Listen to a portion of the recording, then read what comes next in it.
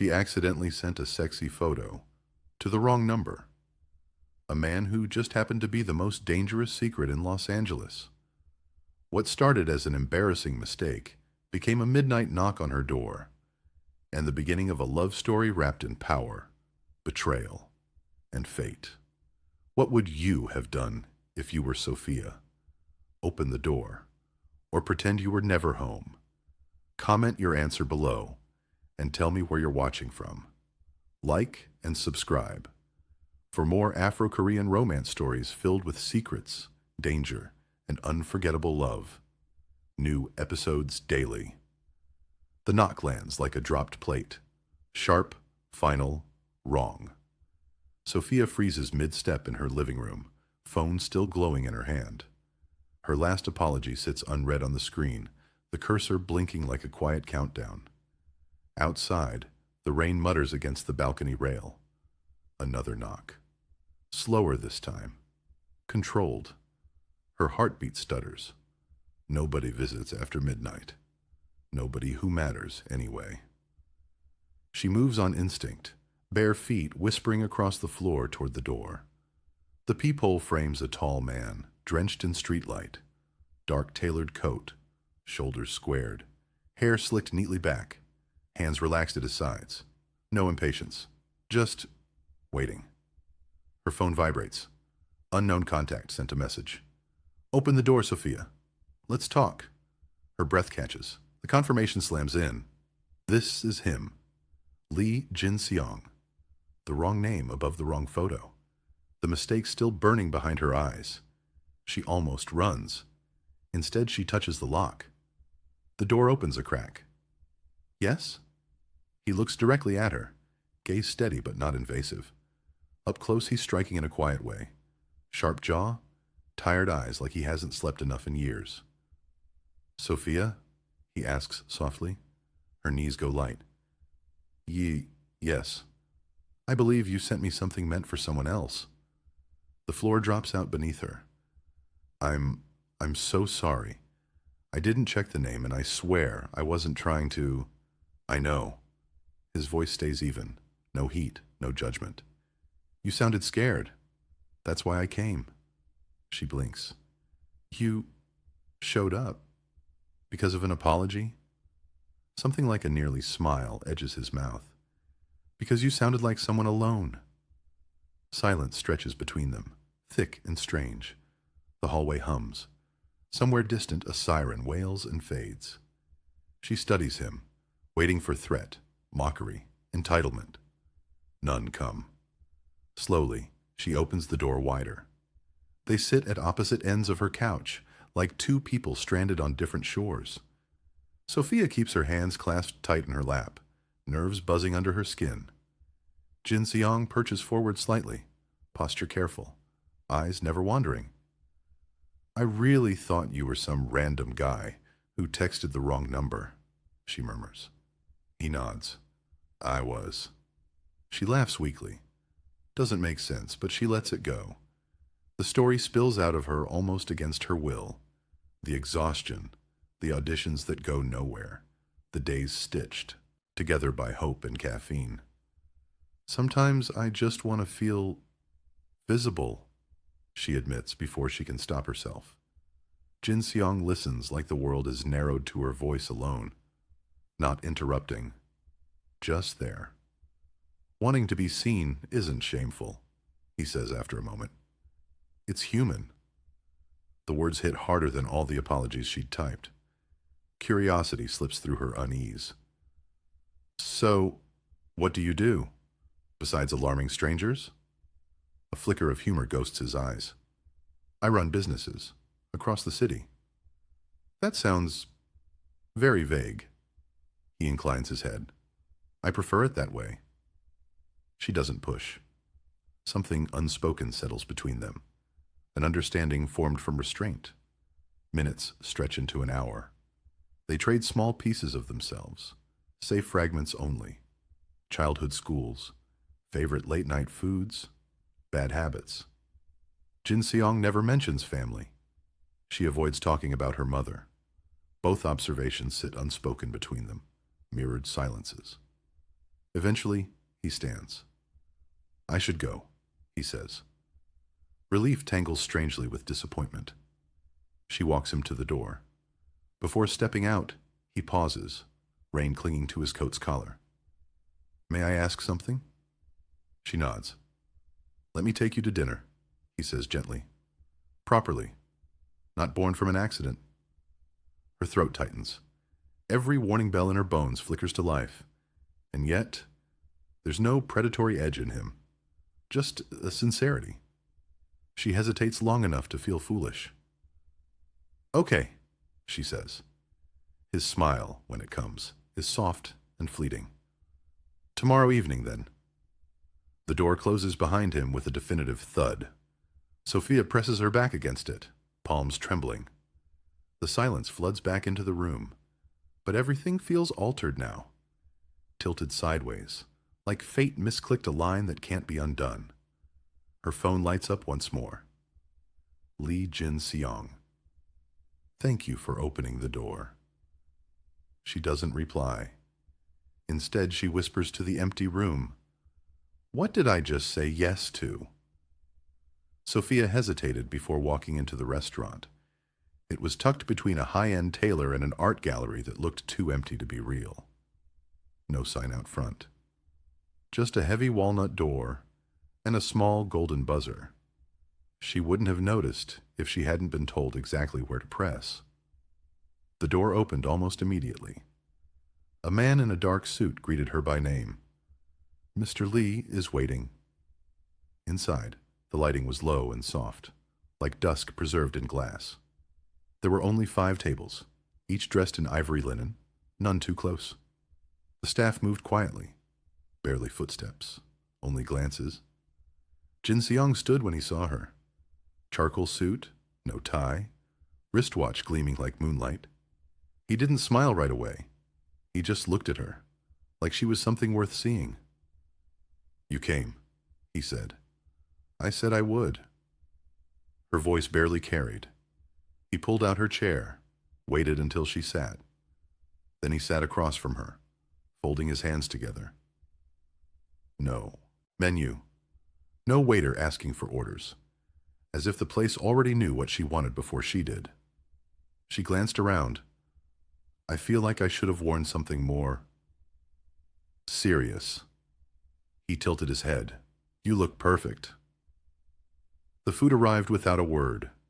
Small, careful dishes, with flavors that made her pause after every bite. She didn't even know how to name most of it. I've never been somewhere like this, she admitted halfway through the meal. Jin-seong watched her over his glass. I wanted you to be comfortable. She laughed, short and quiet. Comfortable is usually takeout and reruns. Something about the way he looked at her then, half amused, half curious, made her add quickly, but this is nice too. They drifted into small talk. He asked about her favorite books, the kind of roles she wanted. She spoke about stage work, not because she preferred it, but because film felt so far away, it didn't seem real to dream about. He offered little about himself, said he dealt in logistics, and that his work required discretion. She pressed once. And what kind of logistics need unmarked cars and private dining rooms? He met her gaze, steady, the kind where too much attention becomes a weakness. Her breath caught slightly. The words weren't threatening, but they weren't normal either. He noticed. If this feels strange, he said, say the word and I'll take you home. No, she said too quickly, then added, I mean, strange isn't bad, just new. He nodded like he understood something she hadn't said out loud. Then the mood shifted. A man entered the restaurant, alone, broad-shouldered, expression unreadable. He didn't look at anyone, just walked to the far corner and sat, facing them. Sophia leaned in. Friend of yours? Jin-seong barely glanced. Someone making sure I'm not the one being watched. Her fork paused halfway to her mouth. I should go, she murmured. You're safe, he said gently. No one in this room will touch you. Not unless I allow it. The way he said it, not arrogant, not theatrical, just certain. It chilled her more than it comforted. She waited until the man left, before speaking again. Do you always come with shadows? His jaw flexed slightly. It's a precaution. Against what? He didn't answer. Instead, when the meal ended, he walked her out himself, hand hovering near her back, but never touching. Outside, the rain had stopped, but the air felt thick with something unfinished. She turned to face him at the curb. You're very careful, Jin Seong. Care has kept me alive. Then why take the risk of coming to my door that night? He hesitated. Because sometimes you meet someone who feels like a second chance, and if you ignore that, you've already lost. Sophia didn't know how to respond, so she didn't. He opened the car door for her. She slid. Inside, still unsure whether she was being courted or quietly recruited into something she couldn't name. As the car pulled away, she checked her phone. 3 texts sat unopened from her roommate, but above them, a new one had appeared. Unknown contact sends a message. Stay away from him. Her stomach dropped. The text stayed on her screen all night. Unknown. Stay away from him. No punctuation. No name. No context. Just 7 words that cracked open every doubt Sophia had tried to ignore. By morning, she still hadn't replied. Instead, she deleted it, then undeleted it, then stared at it again while brushing her teeth with one hand and scrolling with the other. She didn't tell her roommates. They were already suspicious about her disappearing for late dinners she never explained. One had raised an eyebrow at the heels Sophia wore last night. Audition, she'd asked casually. Something like that, Sophia had lied. Now, her reflection in the bathroom mirror looked just as unsure as she felt. She needed answers. Instead of heading home after her afternoon shift at the bookstore, Sophia ducked into a quiet cafe and pulled out her phone. The number that had sent the warning wasn't saved. No surprise. She searched the digits online. Nothing. No social profiles. No matches. A burner, probably. She chewed her lip, opened the message again, and finally typed, Sophia. Who is this? Delivered. No reply. A shadow moved in her peripheral vision. She looked up and flinched. A man stood across the cafe. Sunglasses indoors, black coat, stiff posture. He wasn't looking at her directly, but something about him set her nerves on edge. She grabbed her bag and left without ordering. Outside, she walked fast. Not quite running, but close. Her heart pounded. Not because someone was following her. They weren't. But because everything suddenly felt like it could turn with no warning. She needed to see him. Not because she missed him. Not yet. Because she needed to understand what she was involved in. What kind of man Jin Seong really was. She texted him. Sophia, can we talk tonight? This time, the reply came almost instantly. Jin Seong. Yes, my place. 9 p.m. I'll send the car. His penthouse was nothing like she imagined. Not cold or flashy. Just precise. Clean lines. Warm wood floors. Art that looked like it had been chosen for emotion, not price. She stood near the window, arms crossed, eyes on the skyline. The city glittered far below. Jin Seong poured her tea. Chamomile, he said, in case you're anxious. She didn't sit. Why would I be anxious? He watched her for a beat. You got a message. She stiffened. So you saw it? No, he said calmly. But I expected it. She turned to face him. Who sent it? I don't know for sure, but I can guess. She waited. Jin Seong's voice stayed level. Some people in my circle don't approve of my distractions. They think softness is dangerous, that relationships create weakness. Her eyes narrowed. So that's what I am. A distraction. No, he said, stepping closer. You're something I didn't plan for, and now I'm paying the cost. Sophia didn't move. Then tell me the truth. Who are you, really? He looked out the window. Someone who built a fortress so no one could ever reach the parts of me that hurt. That's not an answer, she said. No, he admitted. It's a deflection. The silence between them stretched. Then his phone buzzed. He checked it. His jaw tightened. What? She asked. Nothing, he said too quickly. Then added, It's better you don't know. Sophia stepped back. That's the second time you've said that. The first was when I asked why you came to my door. He said nothing. I'm not stupid, she whispered, and I'm not some pawn in a game I don't understand.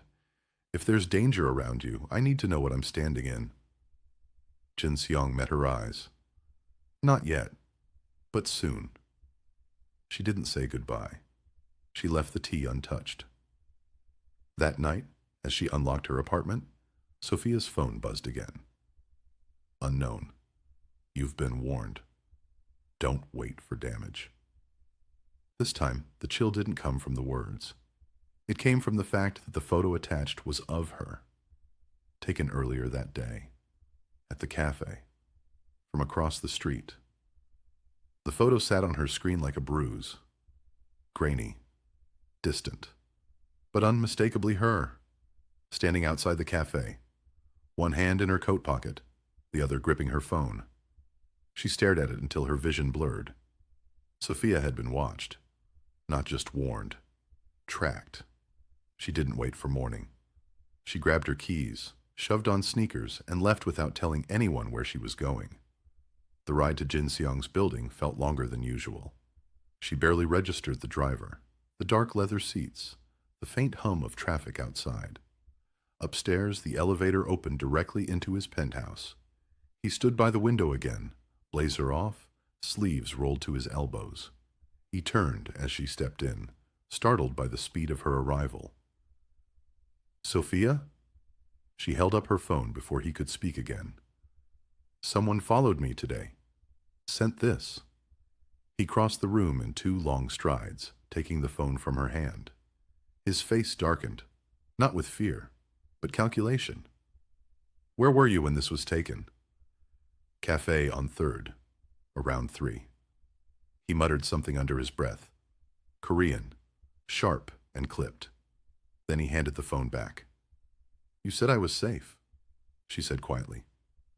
You were, he answered, until now. Her stomach twisted. So what changed? He exhaled slowly. You started asking questions. That makes you visible in the wrong ways. Visible to who? I have enemies, he said. Old ones? Ones who would hurt you just to shake me.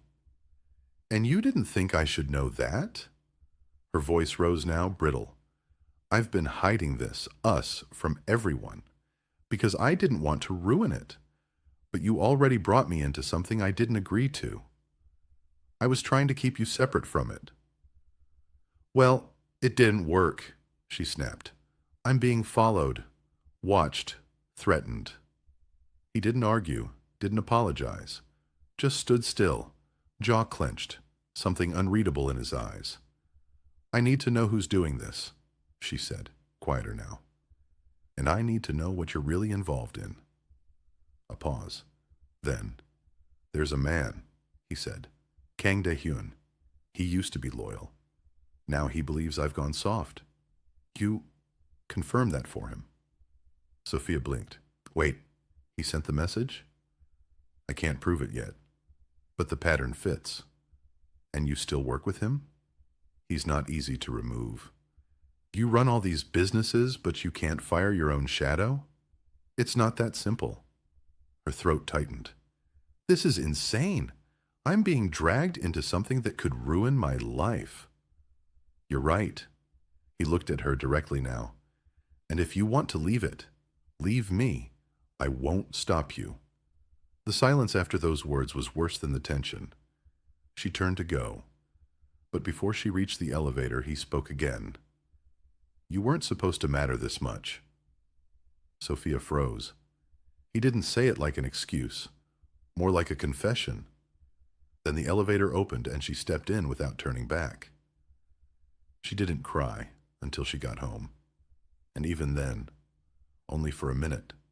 Because once the panic passed, the anger came. Someone had watched her, threatened her, taken her picture. She stared at the screen, at the message. Her fear had been real. But it wasn't the end. It was the beginning. If Jin Seong wouldn't deal with this Kang Dae-hyun, she would. Sophia didn't sleep. She lay in bed, fully dressed, staring at the ceiling with her mind turning over the same words again and again. You weren't supposed to matter this much. That should have made her feel special. Instead, it felt like a sentence, like Jin Seong had opened a door he was never supposed to unlock, and now she was the one standing in the crossfire. By 7 a.m., she had a plan. It wasn't sophisticated or polished or even all that smart, but it was hers, and she was tired of waiting for someone else to protect her. She started with a name, Kang Dae-hyun. It didn't appear on any business sites or public directories, but in the deepest corners of the internet, forums that talked in code, places that smelled like conspiracy and half-truths, his name surfaced beside whispers of the silent hammer, the boss behind the boss, the one you never see coming. She read until her eyes burned. Rumors. Fear.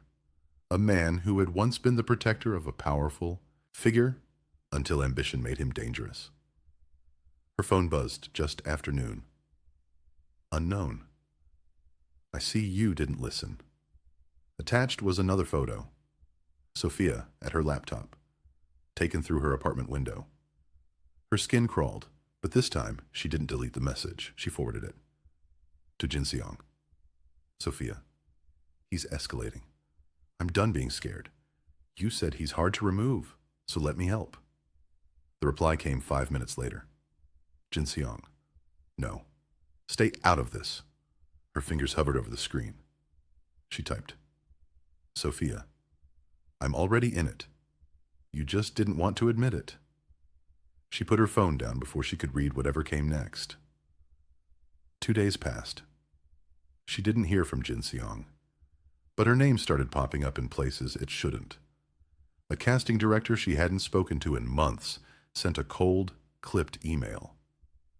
Due to recent online speculation, we're reevaluating the project's alignment with public image expectations. A local gossip blog published a vague piece titled, The Actress, the Suit, and the Silence.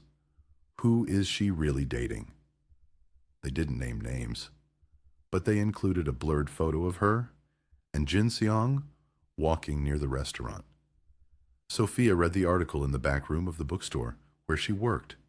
She nearly threw up. That night, she went straight to his penthouse. No car, no text, no warning. She was buzzed up within seconds. Jin Seong looked hollow. His suit was wrinkled, his hair undone, his tie discarded across the back of a chair. You're being targeted, she said flatly. And now I am too. I know. She threw the phone on the table, the article open. He's trying to ruin me. Jin Seong didn't argue. He wants you gone, publicly, without touching you. Then fix it. I can't. He stopped himself. I'm trying. That's not enough. Her voice cracked. I've lost callbacks, auditions. I'm getting eviction notices. I get stared at in the streets like I'm a villain in someone else's movie. He stood still. She stepped closer. Do you get it? You didn't just let me fall for you. You let me fall into something that can break me. I didn't mean to, but you did. The silence between them ached. Finally, she stepped back. I don't care what power he has. I'm going to find him. Jin Seong moved quickly, eyes sharp. You don't know what you're saying. I do, she said, because if I don't end this, I lose everything, and I'm not walking away with nothing. Her voice dropped. I already lost you. She left without slamming the door, because truth didn't need volume. It just needed to land. Sophia didn't know how to bait a monster, but she knew how to be underestimated. She dyed her hair 2 shades darker, traded heels for sneakers, put her scripts on hold, and worked every spare moment stitching together what little she had. Voice memos, blurred photos, social media rumors, and one lucky thread. A former driver who used to work for a man named Dae-hyun, but nobody ever said it out loud. His name was Marcus, mid-40s, quiet, ex-military. He had a limp he didn't explain, and a habit of lighting a cigarette without smoking it. She met him in a diner off Sunset, the kind of place where the booths creaked and the waitress called everyone sweetheart. "I'm not getting dragged into some revenge movie," he said after she introduced herself. "This isn't revenge," Sophia answered. "It's protection. Mine." He watched her for a long time before saying, "You really don't get who you're dealing with, do you?" "I don't need to," she said. "I just need to beat him at his own game." That made Marcus laugh, bitter, almost pitying. "You don't beat men like Kang Dae-hyun. You survive them until they get bored or get replaced." "I don't have time to wait for that," she said. She placed the photo on the table, the one from outside her cafe.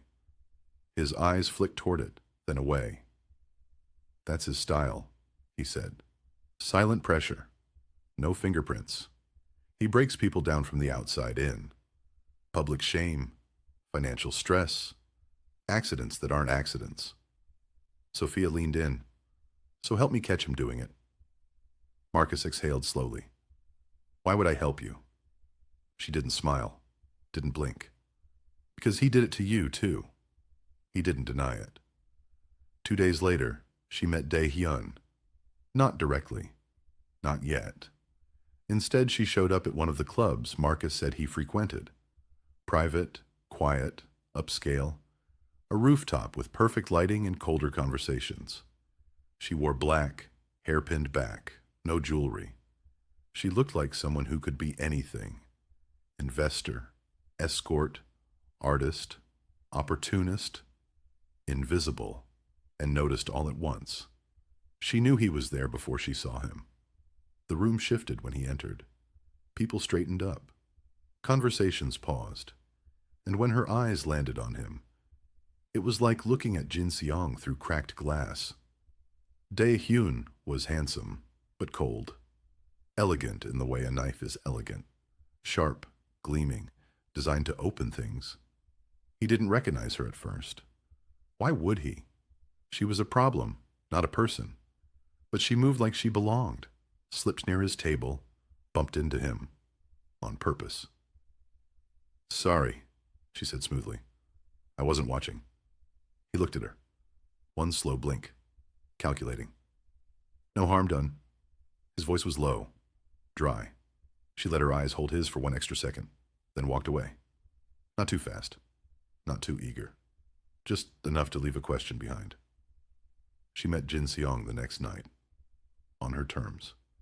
A quiet bench at the edge of a park, away from bodyguards and city noise. "You did what?" he asked, barely keeping his voice level. "I met him. Briefly." His hands curled into fists. "That's not protection. That's suicide." "He doesn't know who I am," she said. "Not yet."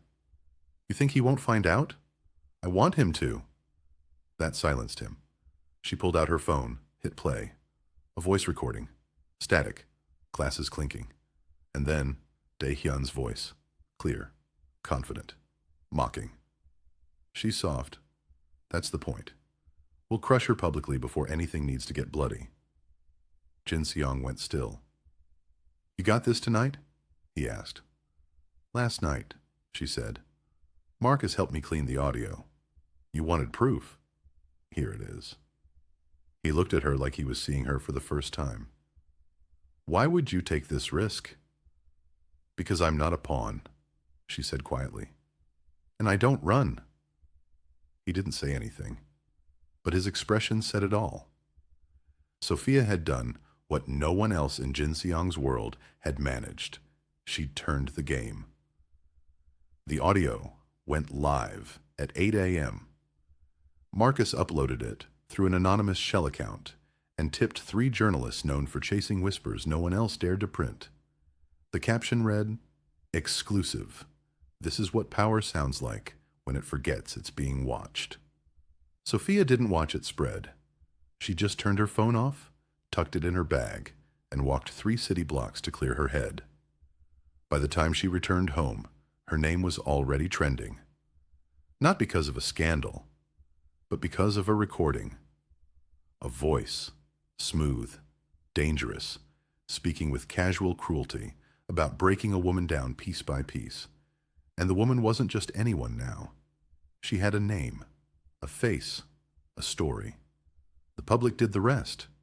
They dug through grainy club photos, reshared the gossip blog's post, commented with fury, with sympathy, with warning. By midday, Kang Dae-hyun was no longer invisible. And Jin Seong, he made his move. Sophia was at the bookstore when he called. "I need you to come with me." "I'm working," she said. "Not anymore." She heard it in his voice. The shift.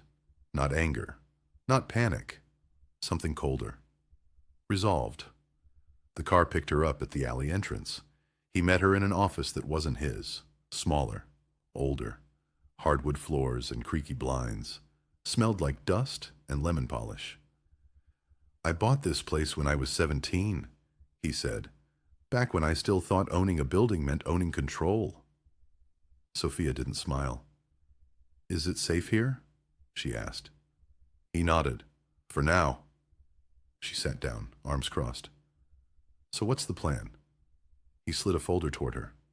Inside, surveillance stills, call logs, transaction records. He moved money. "Tried to vanish," Jin Seong said, "but not fast enough." "And you're giving this to the police?" He looked at her for a long moment. "I'm giving it to you." She blinked. "Why?" "Because if I do it, it's retaliation. If you do it, it's justice." Sophia stared down at the folder. Names. Numbers. Proof. "I'm not a lawyer," she said. "No.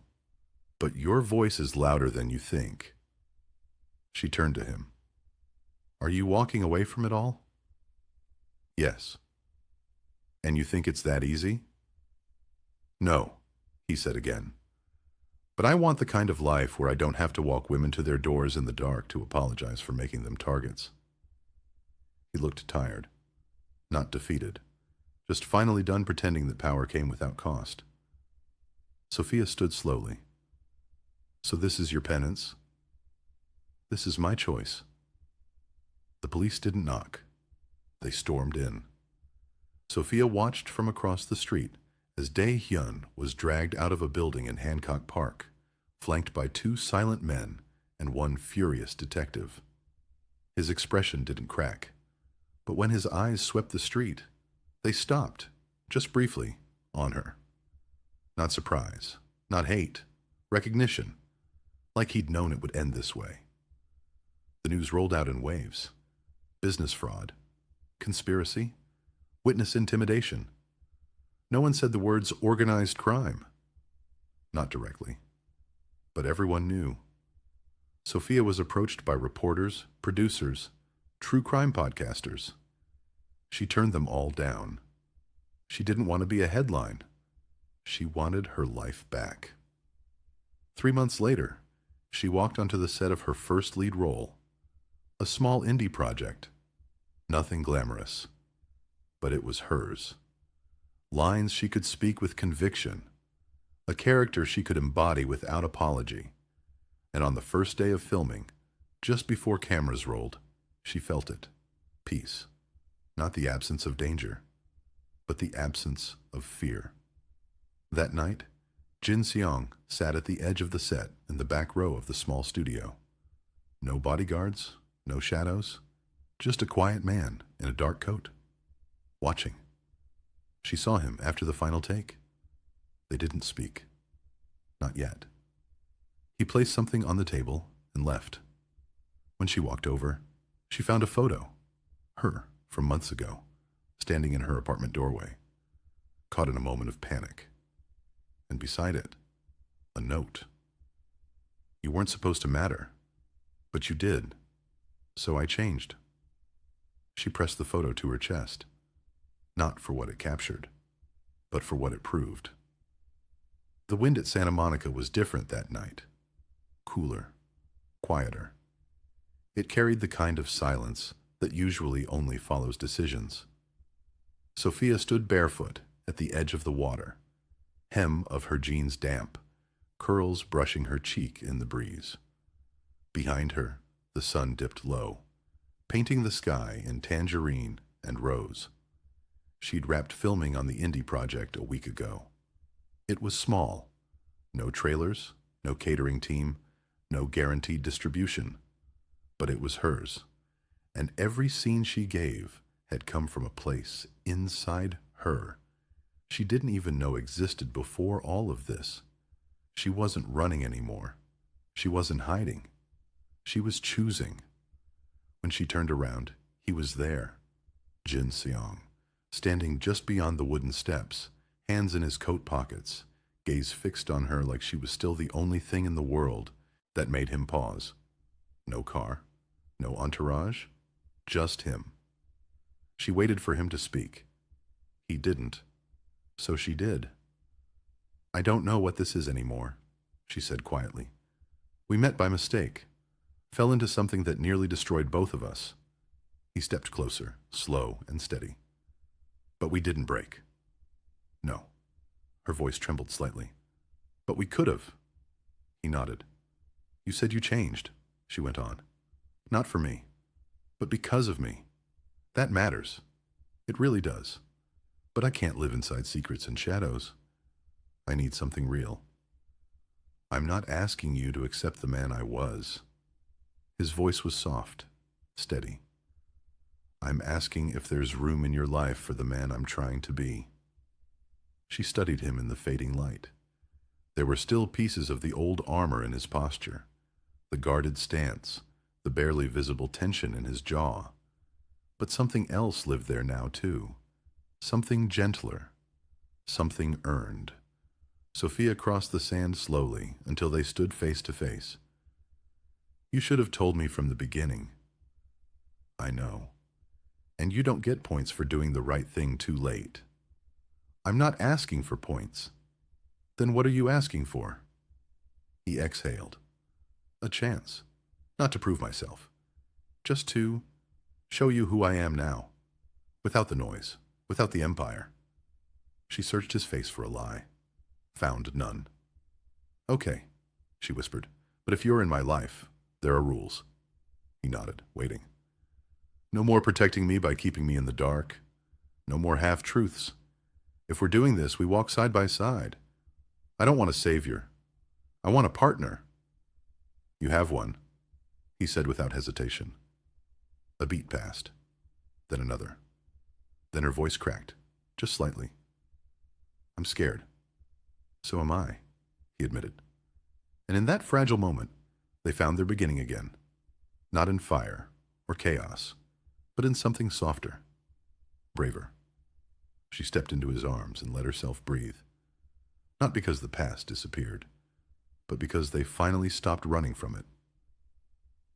3 months later, their wedding was small. Not out of secrecy, but intention. Held in the sand beneath the same sunset that first pulled them back together. Her friend stood on one side, his quiet, trusted few on the other.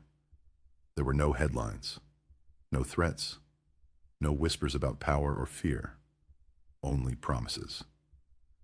Sophia wore a simple ivory slip dress, her curls down, barefoot. Jin Seong wore a navy suit, no tie, no walls, just him. When he knelt, he didn't promise a perfect life. He promised honesty, room to grow, room to fail, room to love without armor. She said yes, before he even finished. Later, as the sky deepened to blue and the stars crept in, she leaned close to him, pressing her forehead to his. I'm pregnant, she whispered. He didn't speak, didn't move, just exhaled. A soft, shaking breath like someone letting go of years all at once. You're sure? He asked. She nodded.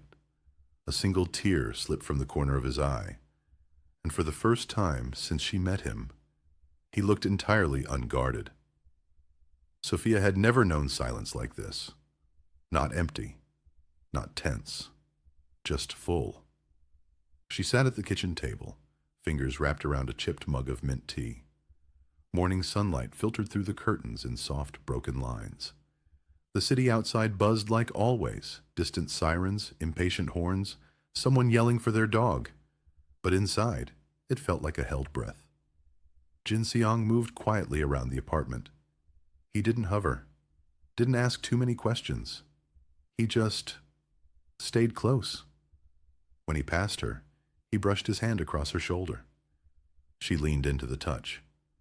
Neither of them had said much since last night. Not out of fear, just reverence. Pregnant. The word still felt new. Sharp at the edges, soft in the middle. Sophia didn't know if she was ready, but she knew she wasn't alone. That mattered. Her phone buzzed against the table. A message from her director. Excited to share. The film's getting a festival premiere. Big deal. More soon. She read it twice, then slid the phone away. Jin Seong raised an eyebrow as he poured her more tea. Good news? She hesitated. The film. It's going public. Do you want it to? I thought I did, she said. I used to dream of premieres and red carpets. Now. She glanced at her stomach, still flat. Everything feels different. He nodded but said nothing. Sophia looked at him. Really looked. He'd stepped away from everything. Burned old bridges, sold off parts of himself piece by piece. And he did it quietly. Not for applause, not for credit. Just so they could live. She reached across the table, touching his hand. I still want it, she said. The film. The career. But I want it differently now. He gave her the smallest smile. Not to escape, just to build. Exactly. They sat in that morning stillness, tea cooling between them, time softening its grip. No headlines, no warnings. Just two people, flawed, tired, trying, and something new growing quietly between them. It was quiet again, different this time. Not the quiet of fear or hesitation, but the stillness of something beginning. Sophia stood in front of the mirror in their nursery, one hand resting on her round belly, the other holding the softest pair of newborn socks she'd ever seen. The walls were pale yellow, not because they didn't know the baby's gender, but because yellow felt like sunlight, like hope. Behind her, Jin Seong adjusted the mobile above the crib. His movements were slow, careful. No traces left of the man who used to speak in warnings and half-truths. Just a father. Just hers. She turned toward him, smiling. You hung it crooked. He stepped back, studied it, then shrugged. It adds character. She laughed, freely now. Later, as the sun slipped low and shadows stretched across the room, they sat on the floor together, backs against the wall, legs stretched out in front of them.